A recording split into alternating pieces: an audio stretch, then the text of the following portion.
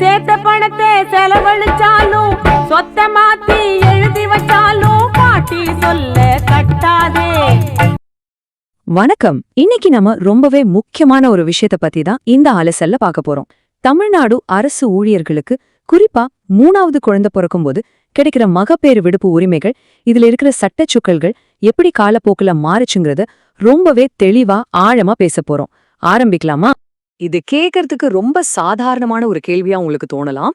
3வது குழந்தை பெத்துக்கிற ஒரு தாய்க்கு முழுசா 1 வருஷம் மகப்பேறு விடுப்பு, அதாவது மெட்டர்னிட்டி லீவ் கிடைக்க உரிமை இருக்கா இல்லையா? இந்த ஒரு சின்ன கேள்விதான் மாநில அரசோட கொள்கைக்கும் ஒரு மனுஷியோட அடிப்படை உரிமைக்கும் நடுவுல ஒரு பெரிய சட்ட போராட்டத்தையே உருவாக்குச்சு. இதோட முடிவுல நாம யாருமே எதிர்பார்க்காத பல வரலாற்று சிறப்புமிக்க தீர்ப்புகள்லாம் வந்திருக்கு. இந்த விஷயத்த நம்ம 5 முக்கியமான கட்டங்களை பிரிச்சு புரிஞ்சுக்கலாம்.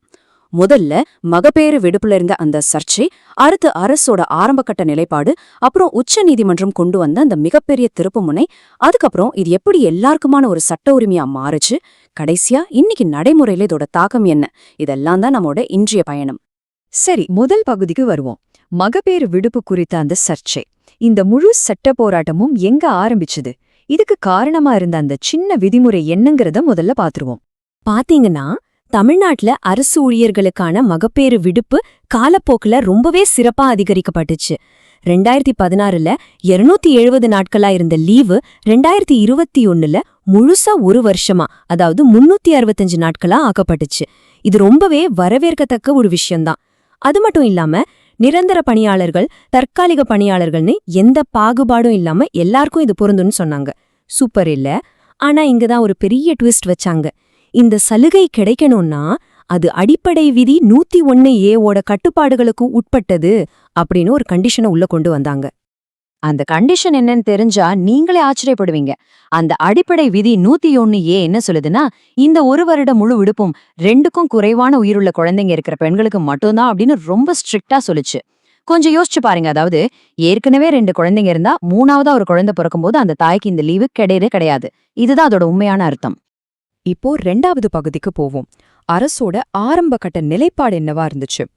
இந்த 2 குழந்தைகள் அப்படின்ற கடுமையான கட்டுப்பாடு உடனே பல சட்ட ரீதியான சவால்களை உருவாக்குச்சு.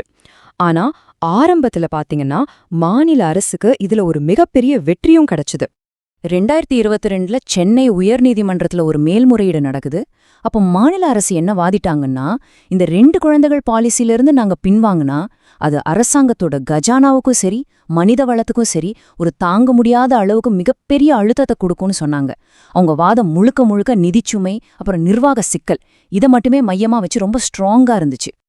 இதுல நாம கவனிக்க வேண்டிய ஒரு முக்கியமான விஷயம் என்னன்னா, 2022ல நீதிமன்றம் அரசாங்கத்தோட இந்த வாதத்தை அப்படியே ஏத்துக்கிட்டாங்க. மகப்பேறு விடுப்புக்கான நிபந்தனைகள் எல்லாமே மத்திய அரசோட சட்டத்தை மட்டுமே பொறுத்ததில்ல, அது மாநில அரசோட சேவை விதிகளுக்கு உட்பட்டதுதான் அப்படின்னு நீதிமன்றம் உறுதி செஞ்சுச்சு. அதனால 3வது குழந்தைக்கு லீவு கிடையாதுங்கிற அரசோட கொள்கைக்கு நீதிமன்றம் சப்போர்ட் பண்ணாங்க. அதுக்கு முன்னாடியே தனி நீதிபதி கொடுத்த சில சலுகைகளையும் கூட அதிரடியா ரத்து பண்ணிட்டாங்க. இந்த 2022 வெற்றிக்கு அப்புறம் என்னாச்சு தெரியுமா? நிலைமை இன்னுமே ரொம்ப சீரியஸ் ஆயிடுச்சு. நீதிமன்ற உத்தரவு நம்ம கையில இருக்குல்ல, அதனால இனிமே 3வது குழந்தைக்கு யாராவது மகப்பேறு விடுப்பு கேட்டா அதை கண்டிப்பா ரிஜெக்ட் பண்ணிடணும்னு சொல்லி டான்ஜெட்கோ மாதிரியான பல அரசு துறைகள் அவங்க அதிகாரிகளுக்கு ரொம்ப ஸ்ட்ரிக்டா சுற்றறிக்கைகளா அனுப்புனாங்க. சோ அந்த டைம்ல பாத்தீங்கன்னா எல்லாமே அரசுக்கு ரொம்ப சாதகமா தான் போயிட்டு இருந்துச்சு. இப்போ நம்ம 3வது பகுதிக்கு வரோம். உச்ச நீதிமன்றத்தோட திருப்புமுனை. இப்படியெல்லாம் அரசுக்கு சாதகமா போயிட்டு இருந்த போதான் நம்ம இந்திய உச்ச நீதிமன்றம் இந்த விஷயத்துல உள்ள நுழைஞ்சாங்க. அவ்வளோதான், ஒட்டுமொத்த கதையும் அப்படி தலைகீழா மாறிடுச்சு. எப்படின்னு கேக்குறீங்களா? இதோட டைம் லைனை கொஞ்சம் கவனிங்க. 2022ல மாநில அரசோட கடுமையான கொள்கைக்கு சப்போர்ட் பண்ண அதே சட்ட அமைப்பு 2025ல வந்த உமாதேவி எதிர் தமிழ்நாடு அரசு வழக்குல அப்படியே தன்னோட நிலைப்பாட்டை மாத்திக்கிச்சு. உச்ச நீதிமன்றம் கொடுத்த அந்த தீர்ப்பு அதுக்கு முன்னாடி இருந்த எல்லா தடைகளையும் சுக்குநூறா உடைச்சி எறிஞ்சுது. இதை தொடர்ந்து 2026ல வந்த பல உயர்நீதிமன்ற உத்தரவுகள் எல்லாமே உச்ச நீதிமன்றத்தோட இந்த புதிய கட்டளைய ரொம்பவே தீவிரமா நடைமுறைப்படுத்த ஆரம்பிச்சாங்க. இந்த வழக்குல உச்ச நீதிமன்றம் சொன்ன ஒரு விஷயம் நிஜமாவே எல்லாரையும் சிந்திக்க வச்சுது. அவங்க என்ன சொன்னாங்கன்னா, முதல் குழந்தைக்கும் 2வது குழந்தைக்கும் ஒரு தாய் என்ன வலியையும் வேதனையும் அனுபவிக்கிறாங்களோ அதே வலியை தான் 3வது குழந்தை பிறக்கும் போதும் அனுபவிக்கிறாங்க. இது 100க்கு 100 உண்மைதான? நீதிமன்றம் வெறும் சட்டத்தை மட்டும் பார்க்காம ஒரு பெண்ணோட உடல் ரீதியான பாதிப்பையும் அந்த உயிரியல் உண்மையும் மையமா வச்சு பார்த்தாங்க. இதுல போய் பாகுபாடு காட்டுறது மிகப்பெரிய அநீதி அப்படின்னு ரொம்ப தெளிவா நெத்தியடியா சுட்டி காட்டினாங்க. அடுத்தபடியா 4வது பகுதி, அனைவருக்கும் பொதுவான சட்ட உரிமை. உச்ச நீதிமன்றம் கொடுத்த இந்த தீர்ப்பு ஏதோ அந்த வழக்கு தொடுத்த அந்த ஒரு பெண்ணுக்கு மட்டும் கிடைச்ச வெற்றி கிடையாதுங்க. இது ஒட்டுமொத்த சிஸ்டமத்தையே, அந்த சட்ட வரைபடத்தையே எல்லாருக்குமானதா அப்படியே மாத்தி எழுதுச்சு.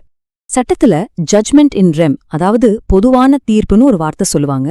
அப்படின்னா என்னன்னா, ஒரு குறிப்பிட்ட வழக்குல தீர்ப்பு வந்தாலும் அது அந்த நபருக்கு மட்டும் இல்லாம அதே மாதிரி சூழ்நிலையில இருக்கிற ஒட்டுமொத்த மக்களுக்கும் பொருந்தும். இந்த அடிப்படையில தான் தமிழ்நாடு முழுக்க இருக்கிற எல்லா பெண் அரசு ஊழியர்களுக்கும் இந்த 3வது குழந்தைக்கான 1 வருட விடுப்பு உரிமைய ஒரு உலகளாவிய உரிமையா உச்ச நீதிமன்றம் பாதுகாத்து கொடுத்துச்சு. இது நிஜமாவே ஒரு பெரிய கேம் சேஞ்சர். ஆனா அரசாங்கம் சும்மா இருப்பாங்களா? உடனே இதை ஏத்துக்கல. என்ன பண்ணாங்கன்னா, GOMS No 18 அப்படின்னு ஒரு புது அரசாணையை கொண்டு வந்து 3வது குழந்தைக்கு வெறும் 12 வாரம் மட்டும்தான் லீவுன்னு அந்த உரிமையை சுருக்க பார்த்தாங்க. ஆனா உயர்நீதிமன்றம் இதை விடல. செப்டம்பர் 2025ல வந்த பி. ரஞ்சிதா வழக்கா இருக்கட்டும், இல்ல ஜான்வரி 2026ல வந்த மங்கையர்கரசி வழக்கா இருக்கட்டும், ரெண்டுலயுமே லீவ் மறுக்கப்பட்டது அதிரடியா ரத்து செஞ்சுட்டு முழுசா 1 வருஷம் லீவ் கொடுத்தே ஆகணும்னு நீதிமன்றம் உத்தரவு போட்டாங்க. அரசு கொண்டு வந்த அந்த அரசாணை செல்லாதுன்னு அறிவிச்சதோட மட்டுமல்லாம எல்லா அரசு துறைகளும் இதை கட்டாயமா ஃபாலோ பண்ணி ஆகணும்னு தலைமைச் செயலருக்கே ரொம்ப ஸ்ட்ரிக்டா ஆர்டர் போட்டாங்க. இப்போ நம்ம கடைசி பகுதிக்கு வந்திருக்கோம். இன்னைக்கு இதோட உண்மையான தாக்கம் என்ன?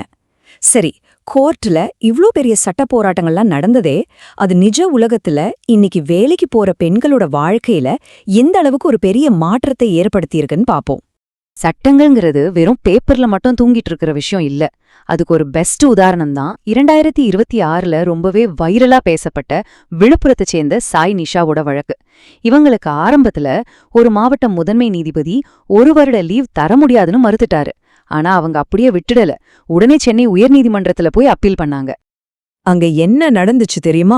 உச்ச நீதிமன்றம் ஏற்கனவே கொடுத்திருந்த அந்த ஸ்ட்ராங்கான தீர்ப்புகளோட அடிப்படையில சாய் நிஷாவுக்கு தன்னோட 3வது குழந்தைக்காக February 2, 2026ல இருந்து அடுத்த வருஷம் February 1 வரைக்கும் முழுசா 365 நாட்கள் மகப்பேறு வெடுப்பு எடுக்க முழு உரிமை இருக்குன்னு சென்னை உயர்நீதிமன்றம் ரொம்பவே அதிரடியா ஒரு உத்தரவை பாஸ் பண்ணாங்க. எப்படி ஒரு வெற்றி பாத்தீங்களா?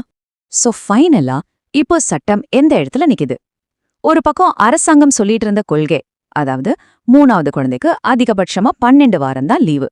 ஆனா இன்னொரு பக்கம் நீதிமன்றத்தோட உறுதியான கட்டளை, 3வது குழந்தைக்கும் முழுசா 1 வருஷம், அதாவது 365 நாளும் லீவ் கொடுத்தே தீரணும்.